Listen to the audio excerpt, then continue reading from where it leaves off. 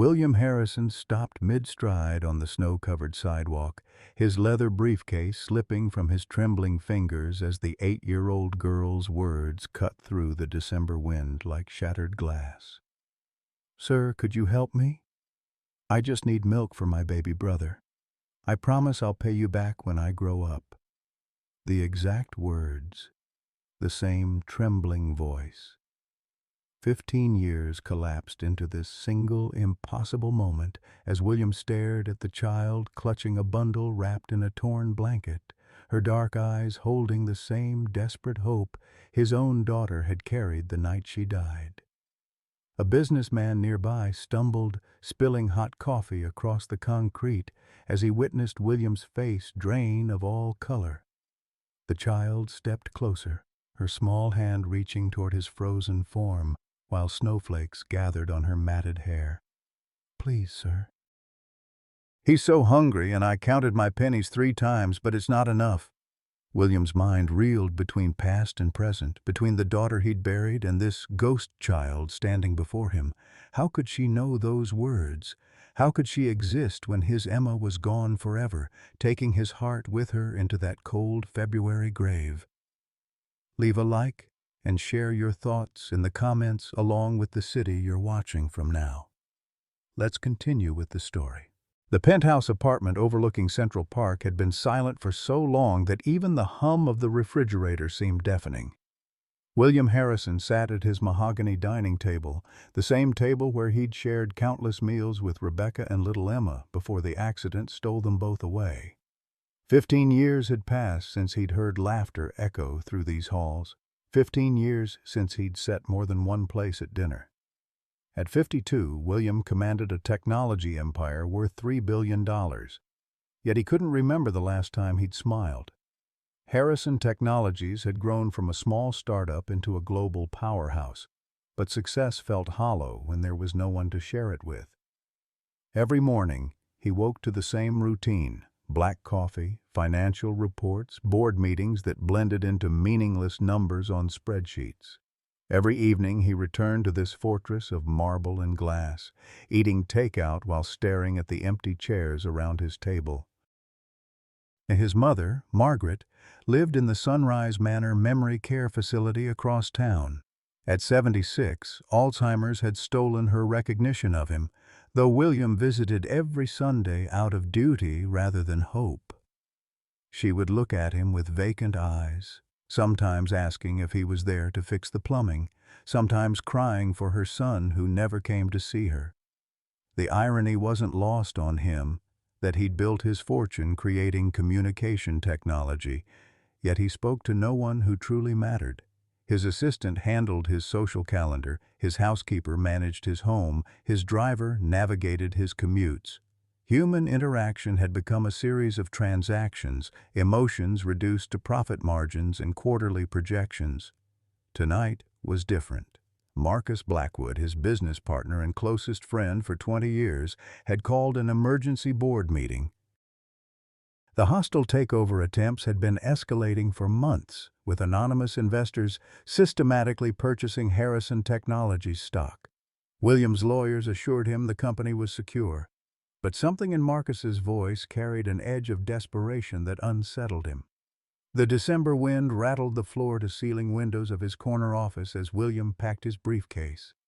Outside, Manhattan sparkled with Christmas lights, families hurrying home through the early snow to warm dinners and welcoming embraces.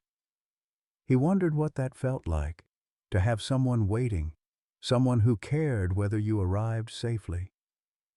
His reflection in the darkened window showed a man who'd aged beyond his years. Gray streaked his once dark hair, and lines mapped the territory of too many sleepless nights. Success, he'd learned, was the loneliest failure of all. Money had bought him everything, except the things that mattered most: a wife's goodnight kiss, a child's bedtime story, the simple joy of being needed by someone who loved him. As William walked toward the elevator, he carried the weight of his empire and the emptiness of his heart. He had no idea that in 10 minutes, on a snowy sidewalk outside his building, A small girl would speak words that would shatter his carefully constructed world and force him to confront the ghost of the family he'd lost.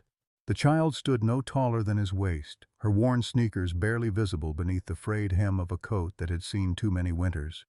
William's briefcase lay forgotten in the slush as he stared into eyes that held an impossible familiarity. The baby in her arms whimpered, a sound so weak it barely registered above the traffic noise, yet it cut through William's shock like a blade. "What did you say?" His voice cracked, though he'd heard every word perfectly. The question his own Emma had asked 15 years ago, standing in their kitchen on the morning of the accident, reaching up toward the refrigerator with tiny hands. "I promise I'll pay you back when I grow up, Daddy." "I need milk for Lucas," the girl repeated, adjusting the bundle in her arms. "He's real hungry, and I counted all our money, but it's not enough." She held out a small palm containing 37 cents in grimy coins. "But I'll pay you back someday, I promise." William's knees nearly buckled. This couldn't be happening. Not here, not now, not with those exact words spoken in that same determined voice. He looked around desperately, searching for cameras, for some explanation that would make this nightmare logical. The sidewalk bustled with holiday shoppers, their faces buried in scarves and phones, oblivious to the moment that was tearing his world apart. "Where's your mother?" he managed to ask. "She's working," the girl said simply. "She cleans offices at night and sleeps during the day, but Lucas has been crying and we ran out of formula yesterday." Her small chin lifted with a dignity that reminded him painfully of Rebecca's stubborn pride. "I know I'm just a kid, but I keep my promises."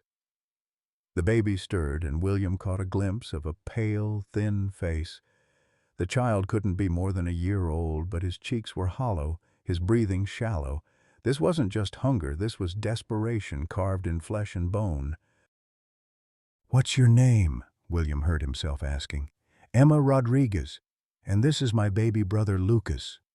She spoke with the careful pronunciation of a child who'd been taught to be polite, even when the world showed her no kindness in return.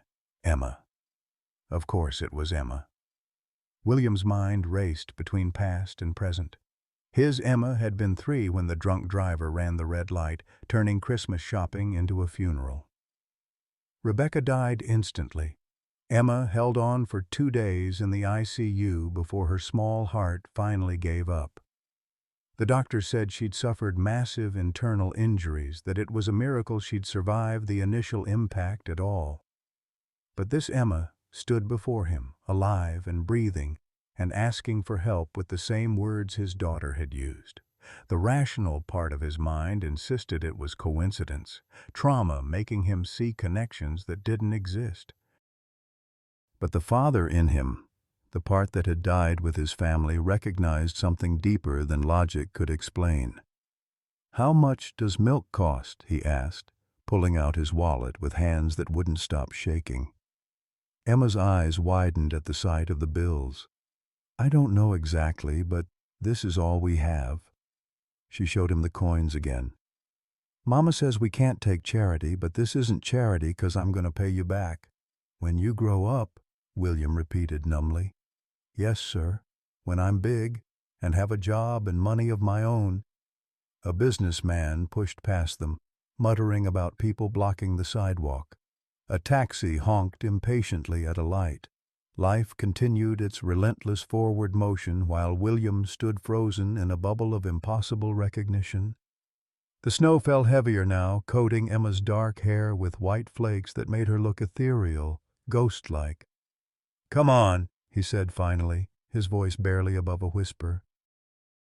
"Let's get that milk." The corner bodega was warm and bright, smelling of coffee and fresh bread. Emma followed him to the refrigerated section, her movements careful and practiced. She pointed to the cheapest formula, the store brand with faded packaging. "This one's good enough," she said. "Lucas isn't picky." William reached for the premium brand instead, the one with organic ingredients and promises of complete nutrition. "This one's better," But it costs more. Don't worry about the cost. He grabbed diapers, baby food, crackers, fruit, everything he could think of that they might need. At the counter, the total came to $63. Emma stared at the receipt in his hand. "That's a lot of money, sir. I don't know when I'll be able to pay that much back." William knelt down to her level, meeting her eyes directly. "You already have, Emma. You already have." William watched Emma disappear into the shadows between two apartment buildings, clutching the grocery bags against her small chest. Something twisted in his gut as he realized she hadn't headed toward any residential street. Instead, she'd turned toward Central Park, toward the maze of maintenance areas and forgotten corners where the city's invisible people sought shelter. He should have gone home, should have walked back to his penthouse, poured himself 3 fingers of whiskey, and tried to forget the impossible encounter. But his feet moved of their own accord, following the path Emma had taken into the park's dimly lit interior. The snow muffled his footsteps as he tracked her small prints through the underbrush. She moved with the confidence of someone who knew these shadows intimately, navigating between trees and over broken fencing until she reached a maintenance shed tucked behind the park's equipment storage area. Warm light flickered through cracks in the wooden walls. William crept closer, his heart hammering against his ribs. Through a gap in the boards, he saw a scene that stopped his breath entirely. A young woman, maybe 28, knelt on a pile of flattened cardboard boxes, arranged like a makeshift bed. Dark hair fell around her face as she bent over a small camping stove, trying to heat water in a dented pot. She wore scrubs underneath a heavy coat, medical scrubs that had seen too many shifts and too few washings. "Mama, I got the milk!" Emma burst through the door, snow still dusting her shoulders. The woman's head snapped up, and William saw exhaustion etched into every line of her face. But when she looked at Emma, her expression transformed into something fierce and protective. "Emma, baby, where did you get money for all this?" She gestured at the bags with shaking hands. "A nice man helped me. He said I could pay him back when I grow up, just like I told you I would." "What nice man?" The woman's voice sharpened with fear. "Emma, we talked about this. You can't ask strangers for money. It's not safe." William felt like a voyeur, watching this family's private moment of desperation and love. The shed couldn't have been more than 8 feet square, with barely enough room for the woman and 2 children to lie down. Sleeping bags and blankets were piled in one corner. A small battery-powered radio provided the only entertainment. Empty formula containers and baby food jars lined makeshift shelves, evidence of how carefully they rationed their resources. "He wasn't scary, Mama. He was sad, like you get sometimes when you think I'm not looking." The woman, Sarah Emma called her, began mixing formula with practiced efficiency. Baby Lucas lay on a nest of blankets, his breathing labored and shallow. Even from his hiding spot, William could see the child was sick. "Dangerously sick. Lucas has been feverish all day," Sarah murmured, testing the formula's temperature against her wrist. "This cold is getting worse. Is he going to be okay?" Emma's voice carried the weight of too many adult worries for an 8-year-old to bear. "He's going to be fine, baby. We just need to keep him warm and fed." But William heard the doubt in Sarah's voice, the desperate hope of a mother who'd run out of options. As Sarah fed Lucas, Emma unpacked the groceries with reverent care. She held up a container of applesauce like it was made of gold.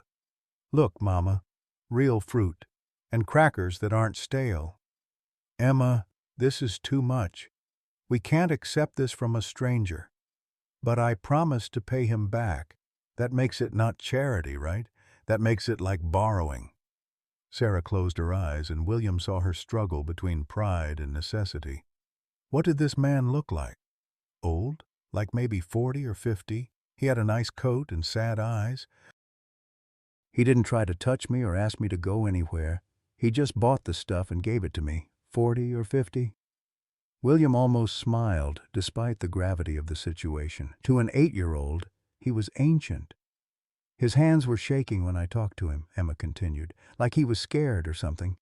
But not scared of me, scared of something else. Sarah looked up from feeding Lucas, studying her daughter's face.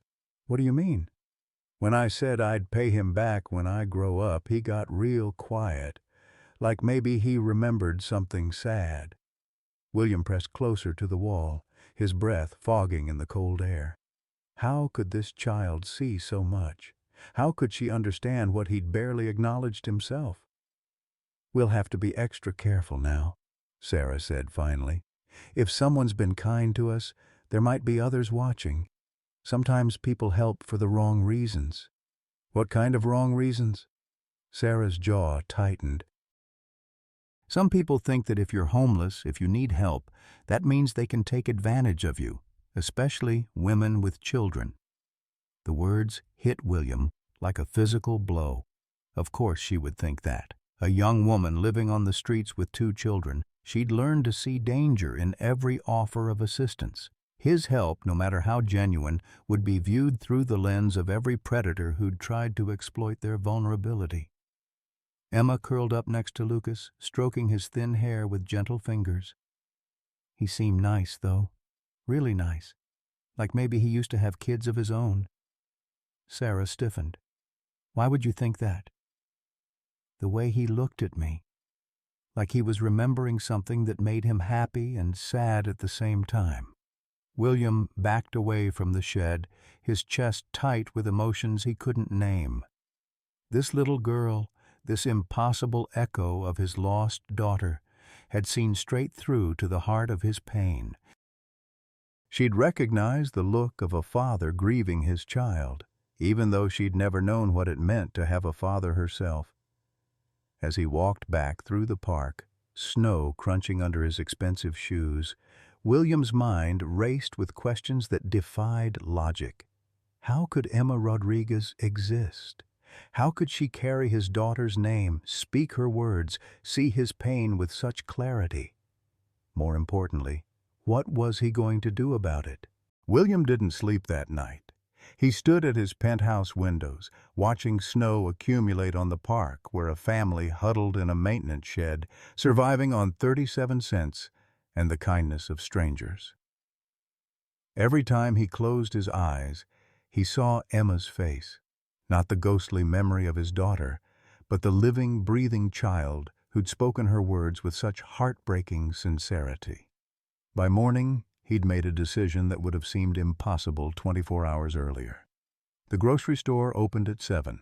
William was waiting outside, filling 2 carts with everything a family might need: formula, diapers, baby medicine, warm clothes, blankets, food that didn't require cooking. The cashier raised an eyebrow at the quantity but said nothing. Rich people had eccentric shopping habits. The park maintenance shed looked different in daylight, smaller, more desperate. William approached cautiously, his arms loaded with bags. Through the thin walls he could hear Lucas coughing, a wet, rattling sound that made his chest tighten with worry. He knocked softly. The door cracked open and Sarah peered out with suspicious eyes. She was prettier than he'd realized in the flickering light. High cheekbones and intelligent eyes that had seen too much hardship too young. When she saw him, those eyes narrowed dangerously. "You're the man who helped Emma yesterday." "Yes, I brought some things I thought you might need." Sarah's hand gripped the door frame, knuckles white. "What do you want?" The directness of the question caught him off guard. "Nothing. I just want to help." "Nobody helps for nothing." Her voice carried the hard wisdom of someone who'd learned to distrust kindness. "What's the catch?" Behind her, Emma appeared, still wearing the same clothes from yesterday. Her face lit up when she saw William. "It's the nice man, Mama." "The one I told you about." "Emma, stay back," Sarah warned, but the child was already pushing past her mother. "Did you come to see if I was keeping my promise?" Emma asked with 8-year-old logic. "I am, you know. I'm going to get a job when I'm 16 and pay you back every penny." William knelt to her level, setting the bags down carefully. "Emma, I need you to listen to something very important. When people care about each other, really care, they don't keep track of who owes what. They help because helping feels good, not because they expect something back. But Mama says everything has a price. Your Mama's right to be careful. There are bad people in the world who try to hurt families like yours. But I'm not one of those people." Sarah stepped protectively behind Emma. "How do we know that?" It was a fair question. William looked at this young woman who couldn't be much older than Rebecca had been when they'd met, who was raising 2 children alone in conditions that would break most people's spirits. What proof could he offer that wouldn't sound like the lies predators told? "You don't," he said honestly. "You have every right to be suspicious. But that baby needs medical attention, and pride won't cure pneumonia." Lucas's coughing fit punctuated his words. Sarah's face crumpled slightly before she forced it back into hardness. "We can't afford a doctor." "I can." "And what would that cost us?" William stood slowly, his knees protesting the cold. "It would cost you having to trust someone you don't know. That's all." Emma tugged on his coat. "Are you rich, mister?" "Emma," Sarah warned, "it's okay." William looked down at the child. "Yes, I have more money than I know what to do with." "Then why do you look so sad?" The question hit him like a punch to the solar plexus. Sarah's expression shifted slightly, some of the hardness melting into curiosity. "Because money can't buy the things that make people happy," he said quietly. "Things like having a family who loves you. Don't you have a family?" William's throat constricted. "I used to. They died in an accident a long time ago." Emma's small hand found his, warm despite the cold. "I'm sorry. That must hurt real bad." Sarah was studying his face now, her maternal instincts clearly warring with her protective ones. "What kind of accident?" "Car crash. Drunk driver ran a red light on Christmas Eve 15 years ago." The words came out flat, practiced from years of therapy sessions he'd quit attending. "My wife died instantly. My daughter held on for 2 days." "How old was she?" 3. Her name was Emma." The silence that followed was deafening. Sarah's eyes widened as the implications sank in. Behind her, Lucas's coughing grew worse. "That's my name, too," Emma said softly. "Emma Rodriguez." "I know." William squeezed her hand gently. "When you asked me for help yesterday, when you said you'd pay me back when you grow up, those were the exact words my Emma said to me the morning of the accident. She wanted milk for her cereal, and I was running late for work, and she promised she'd pay me back when she grew up." Sarah took a step back, her face pale. "That's impossible." "I know it's impossible. I know it doesn't make sense. But standing here, looking at her, listening to her voice—" His voice broke slightly. "She has my daughter's eyes." Emma looked up at him with those same eyes, bright with intelligence and compassion beyond her years. "Do you think maybe God sent me to help you not be so sad?" The theological implications of an 8-year-old's innocent question hung in the air. Sarah wrapped her arms around herself, clearly struggling with emotions she couldn't name. "This is crazy," she whispered. Lucas's coughing intensified, and all philosophical discussions became secondary to immediate need. The baby's lips had a blue tinge that made William's heart race with alarm. "He needs a hospital," William said urgently. "Now. We don't have insurance. They'll stabilize him and send us home with a bill we can't pay." "I'll pay the bill." "Why? You don't even know us." William looked at Sarah, then at Emma, then at the small bundle of suffering that was baby Lucas. "Because 15 years ago, I failed my family. I was too busy, too focused on making money to spend time with the people who mattered. They died while I was in a board meeting, arguing about quarterly projections." He pulled out his phone. I can't bring my family back. But maybe I can help yours survive." Sarah's composure finally cracked. Tears streamed down her cheeks as she looked at her dying son, then at this stranger offering salvation. "I'm a nurse," she whispered. "Or I was. Lost my license for stealing medications for patients who couldn't afford them. I know what pneumonia looks like in babies this young. If we don't get him treatment today—" She couldn't finish the sentence. "Then let me help, please." Emma tugged on William's coat again. "Mister, if you help Lucas get better, maybe that would make your Emma happy. Like, maybe she's watching from heaven and she wants you to help other kids." The simplicity of her logic, the pure faith in her voice, nearly broke him. Sarah was sobbing now, her carefully constructed defenses crumbling under the weight of desperation and this man's inexplicable kindness.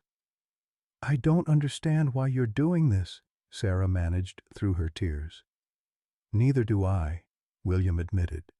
"All I know is that yesterday I wanted to die. I was going through the motions of living, but I was already dead inside.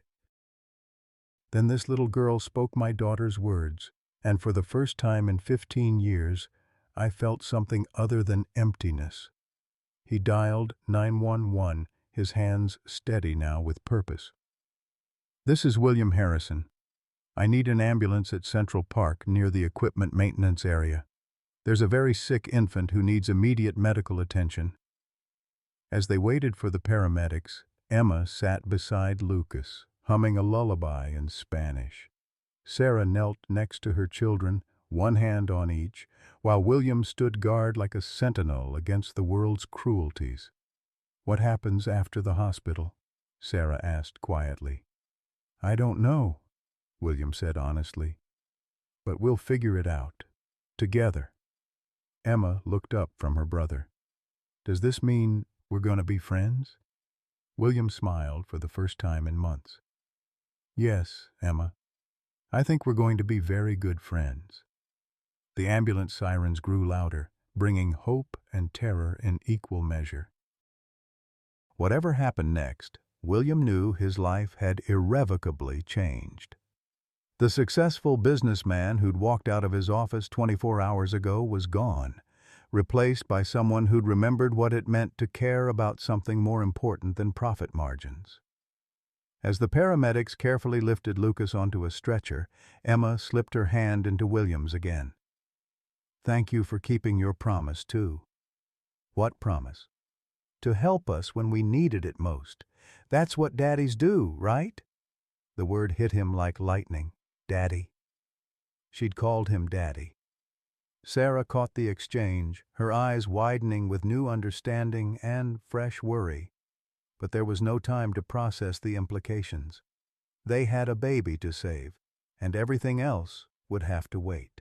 Mount Sinai Hospital's pediatric emergency department had seen every kind of crisis, but the arrival of William Harrison with a homeless family sent ripples through the staff.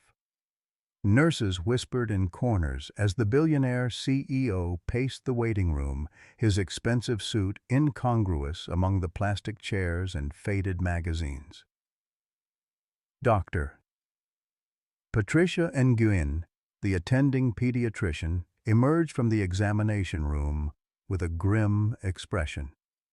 Lucas lay behind those doors, connected to monitors and IV lines, fighting an infection that had spread to his bloodstream. "The pneumonia has progressed to sepsis," she explained to William, Sarah, and Emma, who clutched a worn stuffed animal someone had given her from the hospital's donation box. "His immune system is compromised from malnutrition and exposure to the elements. We need to start aggressive antibiotic treatment immediately." Sarah's face went white. "How aggressive? What does that mean?" "It means he's very sick, Doctor," Nguyen said gently. "But children are resilient. With proper treatment, most babies recover fully from sepsis." "Most?" Sarah repeated, the word hanging like a sword above their heads. Emma tugged on William's sleeve. "Is Lucas gonna die?" The question cut through the medical jargon and insurance discussions to the heart of what mattered. William knelt beside her chair, meeting her eyes honestly. "The doctors are going to do everything they can to make him better," he said. "Sometimes being sick is scary, but this is the best hospital in the city. They take care of sick babies every day." "Like they took care of your Emma?" The innocent question hit William like a physical blow. Sarah's sharp intake of breath echoed his own pain. His Emma had never made it to this hospital. She'd died in Brooklyn Methodist, surrounded by machines that couldn't repair the massive internal trauma from the crash. "No," he said quietly. "My Emma was hurt too badly for the doctors to help her." "But Lucas isn't hurt like she was. He just has an infection, and that's something they can fix." Dr. Nguyen cleared her throat diplomatically. "Mr. Harrison, we need to discuss payment and insurance.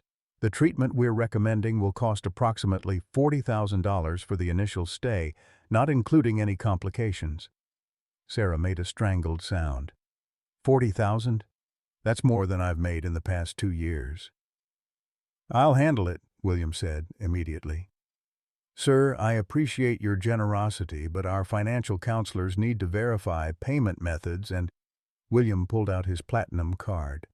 "Run it for $100,000. Cover whatever he needs, plus any other families who can't afford treatment tonight." The nurse stared at the card like it might bite her. "Doctor," and Gwen blinked several times before finding her voice. "Mr. Harrison, that's very generous, but we have protocols." "Then follow them quickly." That baby doesn't have time for bureaucracy. As the medical team rushed to process the payment and begin Lucas's treatment, William found himself alone in the waiting room with Sarah and Emma. The silence stretched between them, heavy with unspoken questions and impossible circumstances. "Why are you doing this?" Sarah asked finally. "And don't say it's because Emma reminds you of your daughter. That's not reason enough to spend $40,000 on strangers." William studied her face, seeing intelligence and strength beneath the exhaustion. "You're right. It's not reason enough. Not for most people." "Then why?" He was quiet for a long moment, watching Emma color in a hospital activity book with broken crayons. 15 years ago, I was sitting in a boardroom arguing about market shares while my family drove to the toy store. I chose a meeting over Christmas shopping with my wife and daughter. That choice cost them their lives.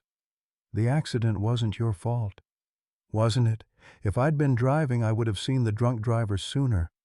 I had better reflexes than Rebecca, better awareness.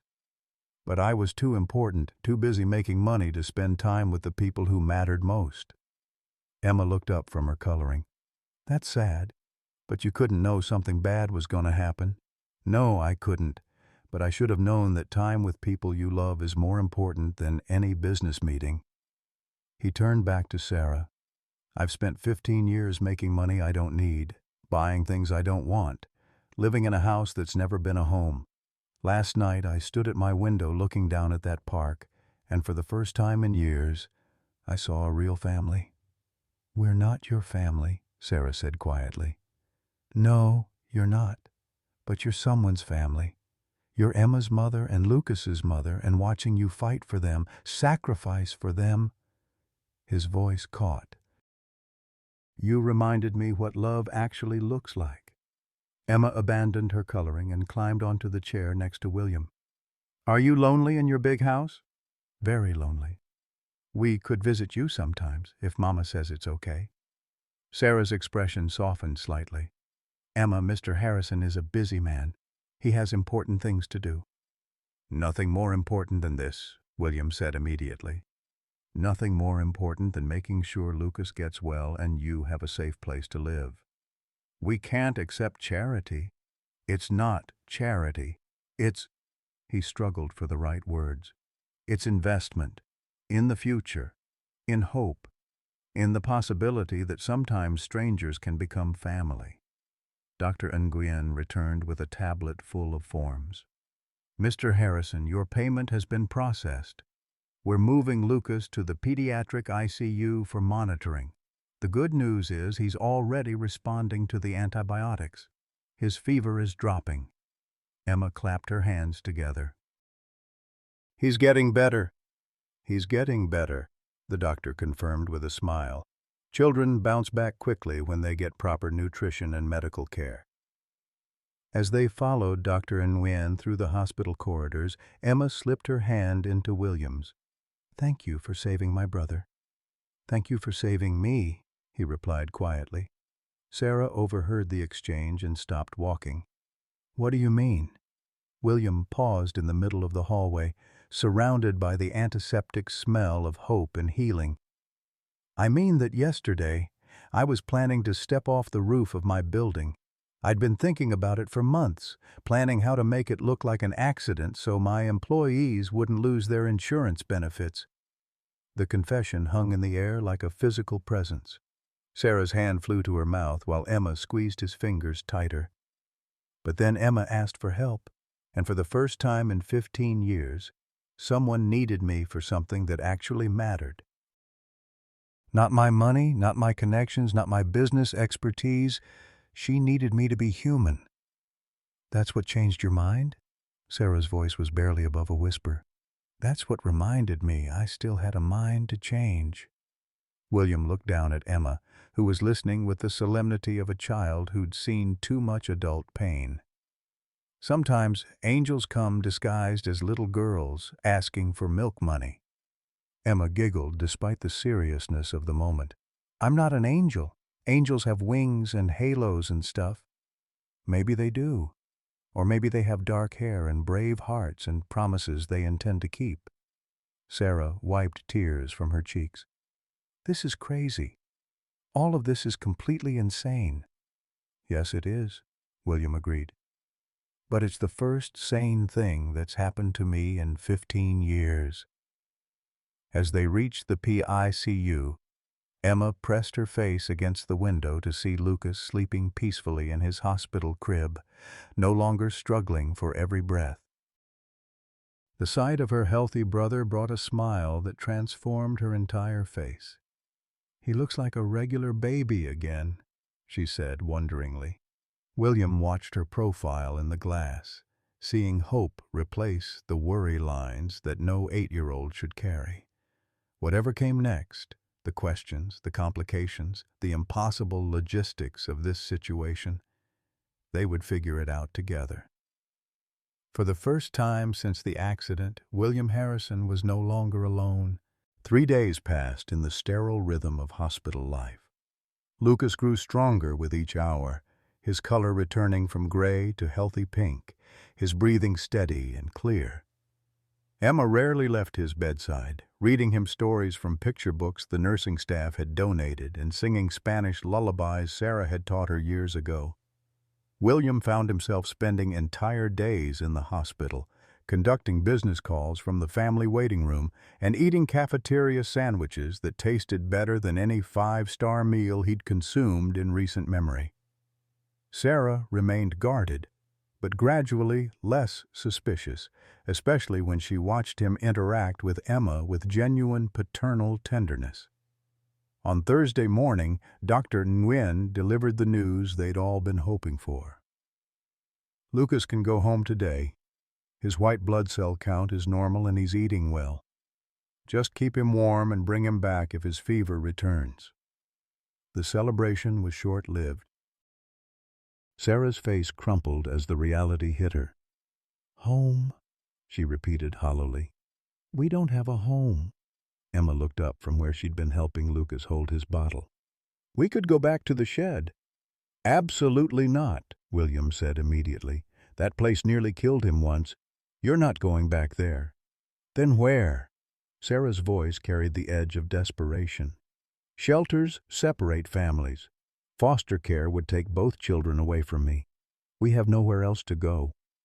William had been dreading this conversation for 3 days, knowing it would come but uncertain how to broach it without sounding presumptuous or predatory. "You could stay with me?"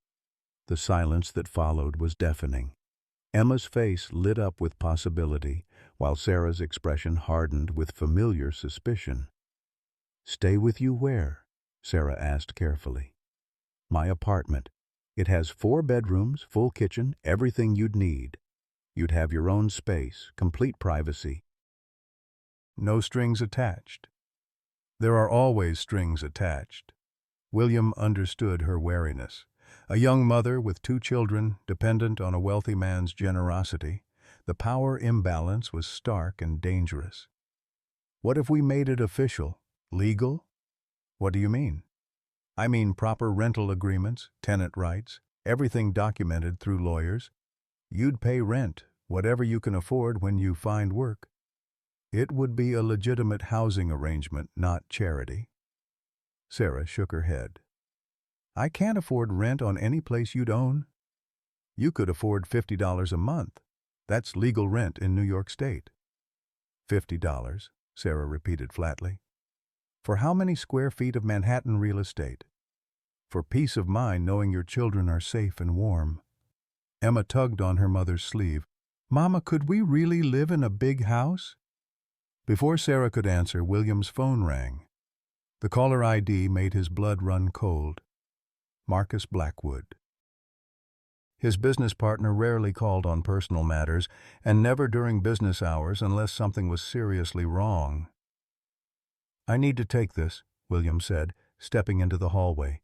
"Where the hell are you?" Marcus's voice was sharp with anger and something else. Panic, maybe. "The Yamamoto deal is falling apart. They're threatening to pull out because the CEO won't return their calls. I've been dealing with a family emergency." "What family?" "You don't have any family. Look, whatever midlife crisis you're having, it needs to wait. This deal represents 18 months of negotiations and $60 million in potential revenue." William watched through the window as Emma showed Lucas a get well card she'd made from construction paper. "The deal will have to wait." "Wait. William, are you listening to me? Our biggest investor is getting nervous about your recent behavior. There are rumors you've been seen around town with some homeless woman and her kids. People are starting to talk. Let them talk. This isn't you, William. You don't miss meetings. You don't ignore business for strangers. What's really going on?" How could he explain that everything he'd thought mattered had revealed itself to be hollow? That watching a mother fight for her children's lives had shown him what real strength looked like? That an 8-year-old's trust had given him more purpose than 20 years of corporate success? "I'm remembering what's important," he said finally. "Important? William, you built this company from nothing. You can't just walk away from everything we've worked for." "I'm not walking away, I'm just reprioritizing." "Reprioritizing toward what? Playing house with some con artist who's obviously targeting you for money?" The accusation hit William like a slap. "Sarah isn't a con artist." "Sarah? You know her name? Jesus Christ, William, how long has this been going on?" "Are you sleeping with her?" "It's not like that." "Then what is it like? Explain to me how a billionaire CEO ends up playing daddy to street kids he met 4 days ago." William found himself unable to answer. The truth sounded insane even to him. That a little girl had spoken his dead daughter's words and made him feel human again. That watching Lucas fight for his life had reminded him what was worth fighting for. That Sarah's fierce love for her children had awakened something in him he'd thought died with his family. "I can't explain it," he said quietly. "Then let me explain it to you. You're having a breakdown. You're projecting your grief over Emma and Rebecca onto these strangers, and it's going to destroy everything you've built. You need professional help, not a fake family." The words stung because they contained a grain of truth. William was projecting, was seeing his lost family in these survivors. But that didn't make his feelings less real or his desire to help them less valid. "Maybe I am having a breakdown," he admitted. "Maybe I should have had one 15 years ago instead of burying myself in work. William, listen to me. Whatever you think you owe these people, whatever guilt you're trying to resolve, this isn't the way. Come back to the office. Let me help you get through this rationally." Through the window, William saw Emma teaching Lucas to wave bye-bye, her face radiant with joy at her brother's improvement. Sarah sat beside them, exhaustion and relief warring in her expression as she watched her children together and healthy. "I have to go," William said. "William, don't hang up.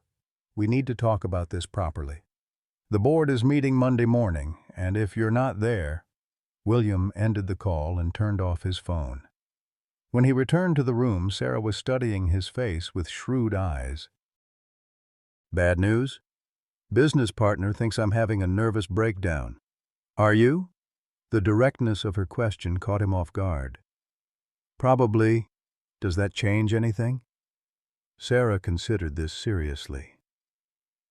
"Depends on what kind of breakdown. The kind where you hurt people or the kind where you finally start seeing clearly?" "I hope it's the second kind." Emma looked up from her brother. "What's a breakdown?" "It's when grown-ups get so sad or confused that they can't think straight anymore," Sarah explained carefully. "Like when I got lost at the grocery store and couldn't remember which way was home." "Something like that," Emma nodded sagely. "But then you found me, and everything was okay again." "Yes, baby, I found you." William felt the metaphor settle over the room like a blanket. Lost children finding their way home, broken adults learning to see clearly again, families forming in the most unlikely circumstances. "The offer still stands," he said quietly to Sarah. $50 a month rent, legal agreements, your own space, no expectations beyond keeping your children safe." Sarah looked at Emma, then at Lucas, then back at William. "Why would you do this for strangers?" "Because you're not strangers anymore. Because Emma kept her promise. She did pay me back when she grew up. She paid me back with hope." Emma beamed at him. "Does that mean we can be a real family?" The question hung in the air, loaded with possibility and terror in equal measure. Sarah's eyes filled with tears as she struggled with a decision that would change all their lives forever. Outside, snow began to fall again, covering the city in fresh white possibilities. Sarah's answer came in the form of a nod, so slight William almost missed it. But Emma saw it clearly and let out a whoop of joy that had the nurses shushing them from the hallway. "We're going to live in a real house," Emma announced to Lucas, who responded by blowing a spit bubble and giggling.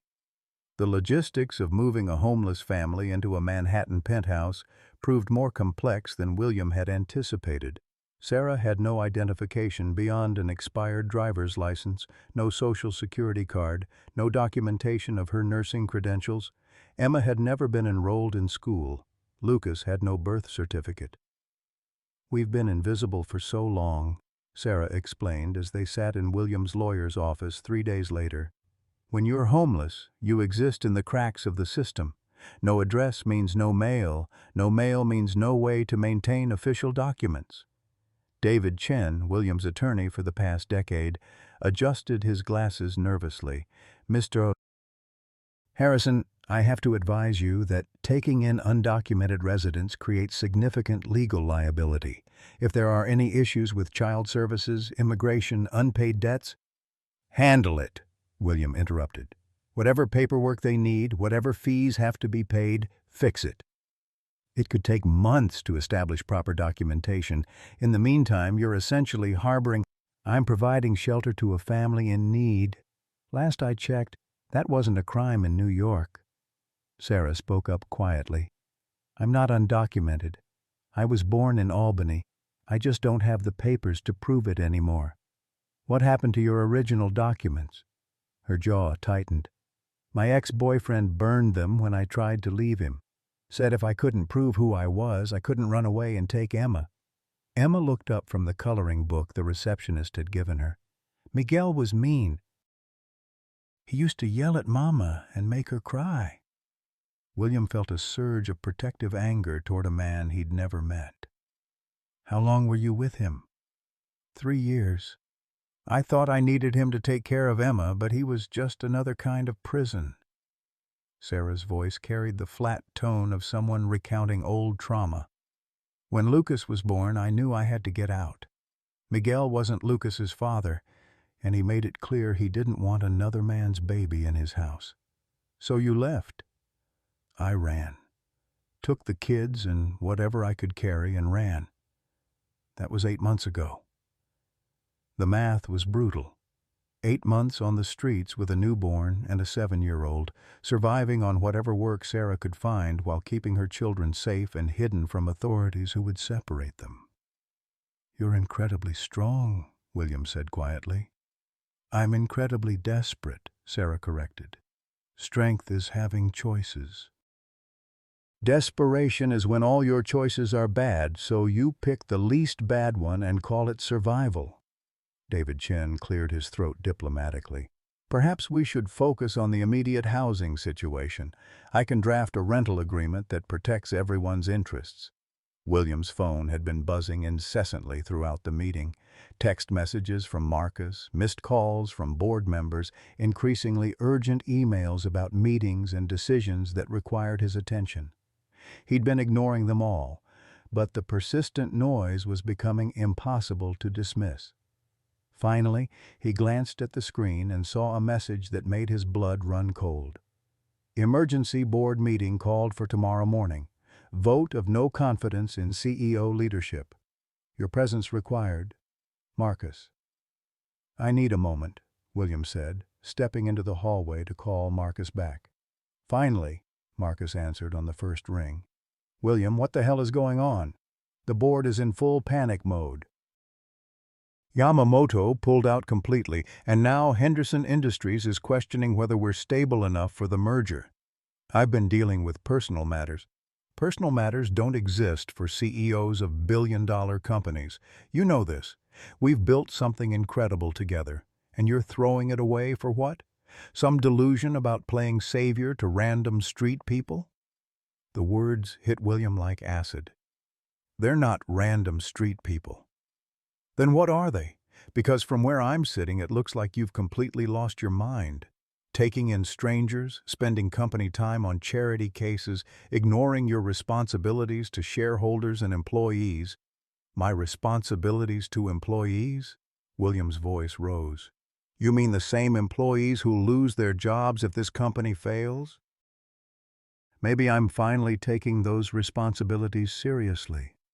By abandoning your duties? By remembering that business exists to serve people, not the other way around. Marcus was quiet for a long moment. When he spoke again, his voice carried a different quality. Something William couldn't quite identify. William, I'm going to ask you something, and I need you to answer honestly. Are you having some kind of breakdown related to Emma and Rebecca's death? Because if you are, we can get you help. Real help. But you have to recognize what's happening here. The mention of his family's names in the same breath as accusations about his mental state felt like a violation. Leave them out of this. I can't leave them out because they're obviously what this is about. You meet a little girl named Emma and suddenly you're playing house with her and her mother. It doesn't take a psychology degree to see the pattern. William found himself unable to argue because Marcus wasn't entirely wrong. He was projecting his lost family onto Sarah and the children. But that didn't invalidate his feelings or his desire to help them. Maybe you're right, he said finally. Maybe I'm losing my mind. But if sanity means going back to that empty apartment and counting money while children freeze in the streets, then I don't want to be sane. William. He hung up and turned off his phone, then stood in the hallway trying to process what was happening to his carefully ordered life. Through the glass door, he could see Emma showing Lucas how to make scribble marks with crayons, while Sarah watched them with the fierce protectiveness that had first caught his attention. They looked like a family, not his family. He wasn't delusional, but a real family nonetheless. People who loved each other unconditionally, who would sacrifice anything for each other's well-being. Everything he'd lost and spent 15 years trying to forget. When he returned to the office, Sarah was signing rental agreements with David's guidance. Emma had apparently decided Lucas needed to hear the story of Goldilocks and the Three Bears, and was acting out all the parts with theatrical flair. "Everything okay?" Sarah asked, glancing up from the paperwork. "Business complications. Nothing that can't be handled." But even as he said it, William wondered if that was true. The company he'd built as a monument to his dead family was crumbling, and he found himself caring less about saving it than about ensuring Emma and Lucas had warm beds and full bellies. Perhaps Marcus was right. Perhaps he was having a breakdown. If so, it was the most sanity he'd felt in 15 years. David finished explaining the rental terms, emergency contacts, and legal protections built into the agreement. Sarah's expression grew more stunned with each clause that favored tenant rights over landlord interests. "This is incredibly generous," she said when he finished. "It's incredibly fair," William corrected. "You're entitled to safe housing, privacy, and dignity. The rent amount is just mathematics." Emma looked up from her impromptu puppet show. "When can we see our new house?" William checked his watch. It was already past Lucas's usual nap time, and Emma looked tired despite her excitement. "Right now, if you'd like." The drive uptown gave William time to wonder what he'd gotten himself into. His apartment wasn't designed for children. Sharp corners, expensive art at grabbing height, a kitchen that had rarely seen use beyond reheating takeout. Everything would need to be child-proofed, rearranged, made livable for a real family. As they pulled up to his building, Emma pressed her face to the car window in wonder. "It's so tall! We're going to live in the clouds!" The doorman, James, had worked the building for 20 years, but had never seen William arrive with passengers. His professional composure slipped slightly as he opened the car door for Sarah and the children. "Good evening, Mr. Harrison. Will your guests be needing parking validation?" "They're not guests, James. They're residents. Sarah Rodriguez and her children will be living in 42A. Please add them to the building directory and issue access cards." If James was surprised by this development, he gave no indication beyond a slight raising of his eyebrows. "Of course, sir. Welcome to the building, Ms. Rodriguez." The elevator ride to the 42nd floor felt endless. Emma bounced with excitement while Lucas dozed in Sarah's arms. Sarah herself looked overwhelmed, staring at her reflection in the polished brass doors, as if she couldn't quite believe this was happening. "You can change your mind," William said quietly. "If this feels like too much too fast, we can find another solution." Sarah met his eyes in the reflection. "Are you having second thoughts?" "No. But I want you to know you have choices. You're not trapped here." "I haven't felt like I had choices in a very long time," she admitted. "It's terrifying and wonderful at the same time." When the elevator opened directly into his penthouse foyer, Emma's gasp was audible.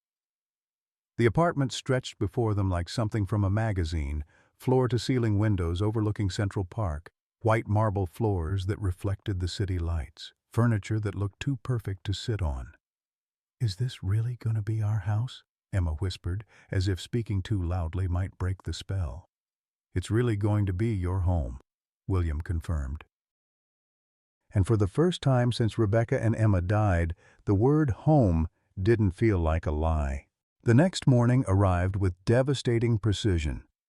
William's phone, which he'd finally turned back on, exploded with notifications. 17 missed calls from Marcus, 43 unread emails, and a text message that made his stomach drop. "Board voted. You're out. Security will escort you from the building at 9 a.m. Sorry it came to this. Marcus." He stared at the message in his kitchen, coffee growing cold in his hands as the magnitude of what had happened sank in. Harrison Technologies, the company he'd built from nothing, the monument to his dead family's memory, was no longer his. 20 years of work, innovation, and sacrifice had been stripped away while he slept. Emma appeared in the doorway, already dressed for the day in clothes they'd bought yesterday. "Good morning. Is that coffee? Mama says coffee makes grown-ups grumpy, but you look grumpy already." "Good morning, sweetheart." William forced a smile, though his world was crumbling around him. "I'm not grumpy, just thinking about work. Don't you own your company? Mama said you're the boss of everything." "I was the boss, but sometimes other people can take that away if they think you're not doing a good job." Emma climbed onto the stool beside him, her face serious. "Did they fire you?" The simple question from an 8-year-old cut through all the corporate euphemisms and legal complexities. "Yes, Emma, they fired me." "That's stupid. You're the nicest boss I know." "I'm the only boss you know." "Still counts." She patted his hand with the casual comfort children offered so naturally. "Does this mean we have to move out?" The question he'd been dreading. Without Harrison Technologies, his income would plummet. The penthouse, the lifestyle, all of it had been built on corporate success that was now gone. But looking at Emma's worried face, he realized something that should have terrified him instead brought unexpected peace. "No, sweetheart. This is your home now, no matter what happens to my job." Sarah emerged from the guest bedroom carrying Lucas, who had clearly slept well in his first real crib in months. She took one look at William's expression and stopped short. "What happened?" "I've been removed as CEO of my own company, effective immediately." The words hung in the air like smoke. Sarah sank into a chair, Lucas babbling contentedly in her arms, oblivious to the adult drama surrounding him. "Because of us," Sarah said quietly. "Because you've been spending time here instead of at work. Because I finally remembered what matters most." "William, this is insane. You can't throw away your entire career for people you've known for a week." Emma looked between them, confusion creasing her small features. "Are you going to send us back to the park?" "Never," William said immediately. "Emma, I want you to listen to me very carefully. What happened at my work has nothing to do with you or Lucas or your mama. Sometimes grown-ups make mistakes, and sometimes other grown-ups don't understand the choices we make, but none of that changes how I feel about you being here." "How do you feel about us being here?" Sarah asked, her voice barely above a whisper. William looked at this makeshift family sitting in his kitchen, eating breakfast from plates that hadn't been used for anything but takeout containers in years. Lucas reached for Sarah's coffee cup with chubby fingers. Emma swung her legs from a stool that was too high for her, and Sarah watched him with eyes that held equal parts gratitude and terror. "Like I'm finally alive again." The admission settled over them like a benediction. Sarah's eyes filled with tears she quickly wiped away, not wanting Emma to see her cry. "But what about money, the rent, food, all of it?" "I'm not destitute. The company was only part of my assets. I have investments, savings, other income streams." "We'll be fine." "For how long?" It was a fair question. Without his CEO salary and stock options, his monthly expenses would quickly outpace his liquid assets. The penthouse alone cost more per month than most people made in a year. Long enough to figure out what comes next. Emma finished her cereal and looked up at him with the devastating directness children possessed. "Are you scared?" The question caught him off guard. Was he scared? He should be terrified. He'd lost everything he'd spent 2 decades building, been betrayed by his closest friend, and taken responsibility for 3 people who depended entirely on his financial stability. "No," he realized with surprise. "I'm not scared." "Why not?" "Because for the first time in 15 years, I'm not alone." Sarah's phone rang, interrupting the moment. She glanced at the number and frowned. "I don't recognize this." "Answer it," William encouraged. "It might be about the documentation David's office is processing." Sarah hesitated before accepting the call. "Hello?" William watched her face change from confusion to shock to something approaching horror. She gripped the phone tighter, her knuckles white. I'm sorry, you must have the wrong number, she said quickly and hung up. Who was it? Someone asking for Emma Rodriguez. They said they had information about her family. Emma looked up from her coloring book. What kind of information? Sarah's hands were shaking now. Probably a mistake. Wrong Emma Rodriguez. But William saw the lie in her eyes. Someone had tracked them down. Someone who knew Emma's name and Sarah's phone number. In the week since they'd moved in, very few people had that information. Sarah, what aren't you telling me? She glanced at Emma, then back at William, clearly struggling with how much to reveal in front of the child. There are people looking for us. People who don't want us to be safe and happy. What people? Miguel, Emma's father. He never wanted me to leave, and he's been searching for us since we ran. The name hit William like a physical blow. The ex-boyfriend who had burned Sarah's documents, who had made their lives hell, who represented everything violent and controlling about the world Sarah had escaped. How did he get this number? I don't know. We've been careful, but... Sarah's voice trailed off as the implications sank in. He found us. Emma had stopped coloring, her face pale with remembered fear. Is Miguel coming here? William moved to Emma's side immediately, placing a protective hand on her shoulder. No one is going to hurt you. No one is going to take you away from here. But what if he tries? Then he'll have to go through me first. The promise sounded dramatic even to his own ears, but William meant every word. He'd lost one family to circumstances beyond his control. He wouldn't lose another to anyone he could fight. Outside, snow continued to fall, covering the city in deceptive peace, while danger circled closer to their newfound happiness. The call came at 3 a.m, jarring William from the first peaceful sleep he'd experienced in years. His phone buzzed insistently on the nightstand, the screen illuminating his bedroom with harsh blue light. The caller ID showed a number he didn't recognize, but something about the timing filled him with dread. William Harrison, he answered, his voice thick with sleep. Mr. Harrison, this is Detective Maria Santos with the NYPD.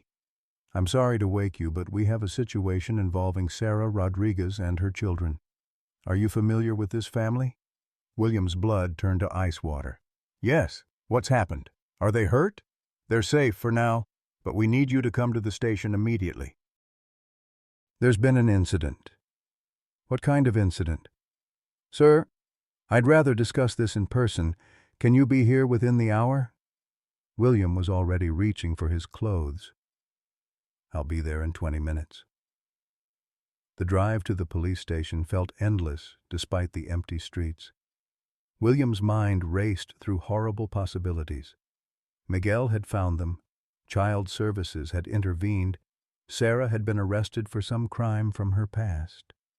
The fragile happiness they'd built over the past week suddenly felt as delicate as spun glass. Detective Santos was a woman in her 40s with kind eyes and the weary expression of someone who'd seen too much human tragedy. She met William in the station lobby, her face grave. Mr. Harrison, thank you for coming so quickly. The family is in protective custody right now, but we need to discuss some complications. Protective custody? From what? Earlier tonight, a man named Miguel Vasquez attempted to break into your building. He claimed to be looking for his daughter and made threats against Ms. Rodriguez. Building security detained him until we arrived. William's hands clenched into fists. Is he in custody? He was released on bail 2 hours ago. Mr. Harrison, this man has a history of domestic violence and stalking charges. Ms. Rodriguez never pressed charges, but there's a clear pattern of escalating behavior. Where are Sarah and the children? Safe house for now, but there's another issue we need to address. Detective Santos led him to a small conference room that smelled of stale coffee and desperation. Mr. Harrison, I have to ask, what is your relationship to this family? The question was loaded with implications.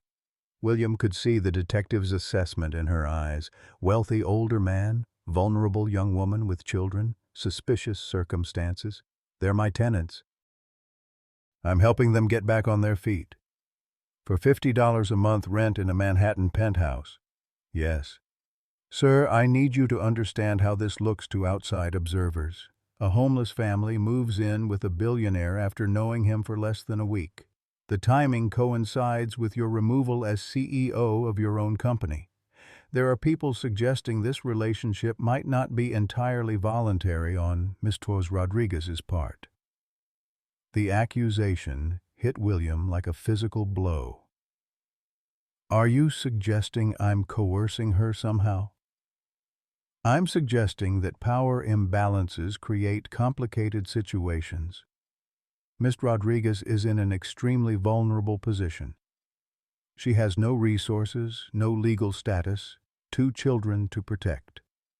In situations like this, consent becomes a very complex issue. William stared at the detective, understanding dawning slowly. You think I'm taking advantage of her? I think you might believe you're helping, while she might feel she has no choice but to accept whatever arrangement you offer. The words echoed Marcus's accusations from days earlier, but coming from a police detective, they carried legal weight that made William's stomach churn. I want to see her. I want to hear from her own mouth that she feels safe with me. That can be arranged. But first, I need to tell you about the other complication. Detective Santos opened a file folder and spread several photographs across the table. They showed Emma playing in Central Park, Emma entering William's building, Emma sitting in a restaurant window, all taken with a telephoto lens from a distance. Miguel Vasquez has been stalking your family for weeks. These photos were found in his apartment, along with detailed notes about your daily routines, building security, work schedules. William's blood ran cold as he realized the implications. He's been watching Emma. He's been watching all of you. Mr. Harrison, this man sees you as an obstacle between him and what he considers his property. The threats he made tonight weren't just directed at Ms. Rodriguez. What kind of threats? He believes you've stolen his family. In his mind, killing you would solve the problem and allow him to reclaim Sarah and the children. The room spun slightly as William processed this information. A violent man was stalking the people he cared about, and William had inadvertently made himself a target by trying to help them. What happens now? Now we try to keep everyone safe while building a case against Vasquez. But, Mr. Harrison, I have to be honest. Unless Ms. Rodriguez is willing to press charges and testify against him, there's limited action we can take.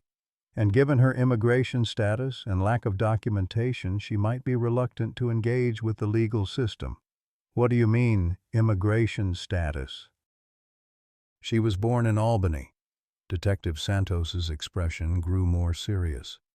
Sir, the documentation your lawyer submitted for Ms. Rodriguez appears to contain discrepancies. We're not immigration enforcement, but if this case goes to court, those issues will likely surface. William felt the ground shifting beneath his feet. What kind of discrepancies? The birth certificate doesn't match hospital records from the date and location listed. The Social Security number was issued to someone else entirely. Either Ms. Rodriguez has been using false documentation or someone has been impersonating her for years. The implications crashed over William like a wave. If Sarah wasn't who she claimed to be, then everything about their relationship was built on lies. But more immediately, if her documentation was false, she could be detained and separated from Emma and Lucas indefinitely. I need to see her, William said again. That might not be wise right now. If there are questions about the nature of your relationship, contact between you could complicate matters. Detective Santos, with respect, I don't care how it looks. That woman and those children are the only family I have. If they're in danger, I need to know they're okay. The detective studied his face for a long moment. Mr. Harrison, I've been doing this job for 15 years. I've seen every kind of predator, every manipulation, every lie people tell themselves about their motives. I've also seen genuine love in the most unlikely circumstances. And which do you think this is? I think you're a man who lost everything that mattered to him and found something worth protecting again. But I also think you're in way over your head with complications you never anticipated. So, what do you recommend? I recommend you get the best lawyers money can buy, because this situation is about to get very complicated very quickly. And I recommend you ask yourself if you're prepared to fight for this family, even if it costs you everything else you have left. William didn't hesitate. I've already lost everything else. They are everything else. Detective Santos nodded slowly. Then we need to talk about protective measures and legal strategies, because Miguel Vasquez isn't going to give up easily, and the system isn't designed to protect families like theirs. As if summoned by her words, another detective appeared in the doorway. Santos, we have a problem. Vasquez made bail and immediately violated the restraining order. He's been seen in the area around the safe house. William stood up so quickly his chair fell backward. Where are they now? Being moved to a secondary location, but Mr. Harrison, this escalation changes everything. You need to decide right now how far you're willing to go to protect these people. William thought of Emma's smile, of Lucas's laugh, of Sarah's fierce determination to keep her children safe. He thought of the empty apartment he'd return to if they disappeared from his life, of the meaningless years stretching ahead without purpose or love. As far as I have to go, he said firmly, whatever it takes.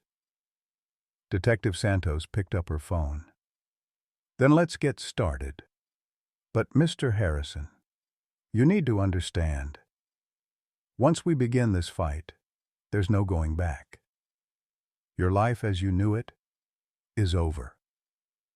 William looked out the conference room window at the city lights twinkling in the pre-dawn darkness. Somewhere out there, a violent man was hunting the people he'd grown to love. Somewhere else, those people were hiding in fear, wondering if the safety he'd promised them was real. My life as I knew it ended the moment Emma asked me for help, he said quietly. Everything since then has been about becoming the person I should have been all along. And who is that? Someone worth keeping a promise to?